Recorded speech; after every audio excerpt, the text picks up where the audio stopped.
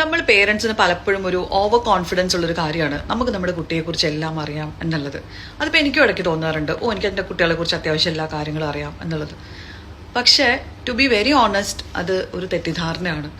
നമ്മുടെ കുട്ടികളുടെ പ്രത്യേകിച്ച് ഒരു പ്രീ ടീൻ ടീനേജ് ആ ഒരു കാലഘട്ടത്തിലേക്ക് കടന്നു കഴിഞ്ഞാൽ നമ്മുടെ കുട്ടികൾ ഗോ ത്രൂ ചെയ്യുന്ന പല കാര്യങ്ങളെക്കുറിച്ചും പേരൻസിന് ഒരു ക്ലൂ ഇല്ല എന്നുള്ളതാണ് വാസ്തവം.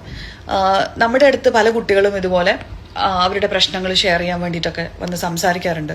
നമ്മളിത് ഇവരുടെ പേരൻസിനോട് പറയുമ്പോൾ പേരൻസ് ആദ്യമേ പറയുന്നത് കുട്ടിക്ക് അങ്ങനെ ഒരു ഇമോഷണൽ പ്രശ്നം വരണ്ട, അല്ലെങ്കിൽ ഒരു സ്ട്രെസ് ഉണ്ടാവേണ്ട ഒരു ആവശ്യമില്ല, കാരണം നമ്മളെല്ലാം പ്രൊവൈഡ് ചെയ്യുന്നുണ്ട്.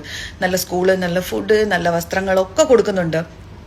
നമ്മുടെ കാലഘട്ടത്തിൽ ഇല്ലാതിരുന്ന എല്ലാ സംവിധാനങ്ങളും നമ്മൾ ഒരുക്കി കൊടുക്കുന്നുണ്ട്. അപ്പോൾ ഈ കുട്ടിക്ക് ഇങ്ങനെ സ്ട്രെസ് എടുക്കേണ്ട യാതൊരു ആവശ്യമില്ല, അത് അഹങ്കാരത്തിൻ്റെ ആണ് എന്ന് പറയും.